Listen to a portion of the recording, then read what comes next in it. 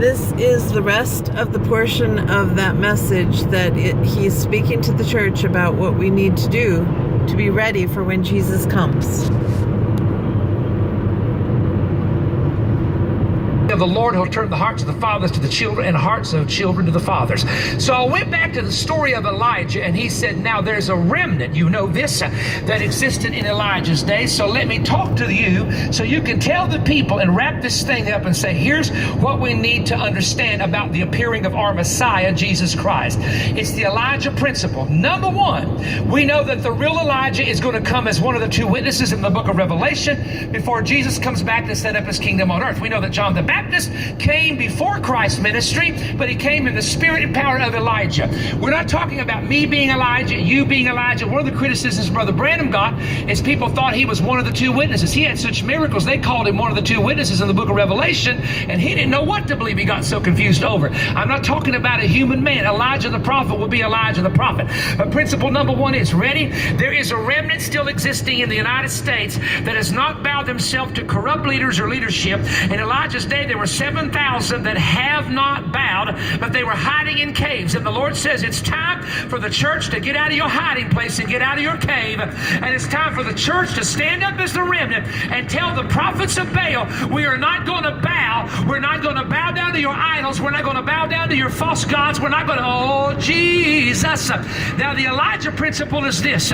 When Elijah called the fire down and challenged the prophets of Baal, there had been a drought for 42 months. And a drought biblically is a metaphor for spiritual deadness and spiritual dryness. But guess what happened? The prophet got on the mountain and began to intercede to break the spirit of a drought. Some of you go to a church and it's as dry as a Texas wind or a bird's nest that's 5 years old. But God said to tell you, get on your prayer position, get in your birth position like Elijah did, and start praying, because you're about to hear the sound of the abundance of rain.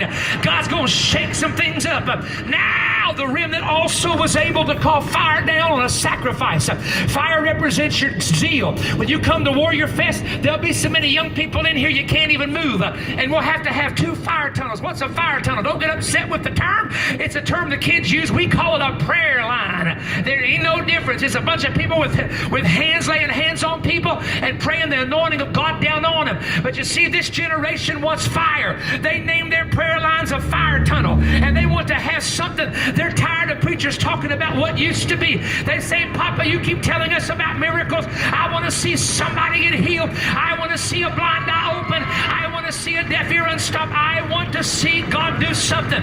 But here's number 4, and I just want to conclude with this and tell you that if I had a way of preaching this in every church in America, if I had a way of looking at all Christians, I would say this to them. Elijah stood on Mount Carmel, and he knew that there were some of God's prophets that had compromised with Ahab and Jezebel because they were afraid of that woman. They were intimidated by her. They were intimidated because she was cutting people's heads off. So they ran up in a cave saying, maybe we can pray her out of here and then come back. But here's what Elijah said. He looks at all those people on top of Mount Carmel and he says, why are you halting between 2 opinions? Some of you are serving Baal and going with Jezebel and trying to serve God at the same time, and it's not going to mix and it's not going to work.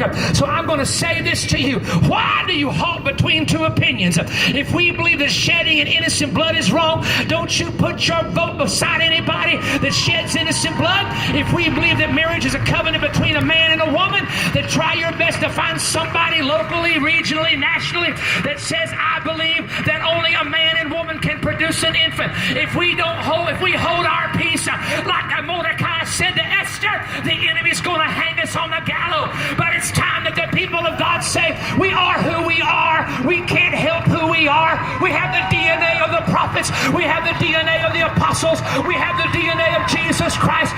Stand to your feet right now. And I want you to clap your hands and open up your mouth for 2 or 3 minutes and praise the name of the Lord.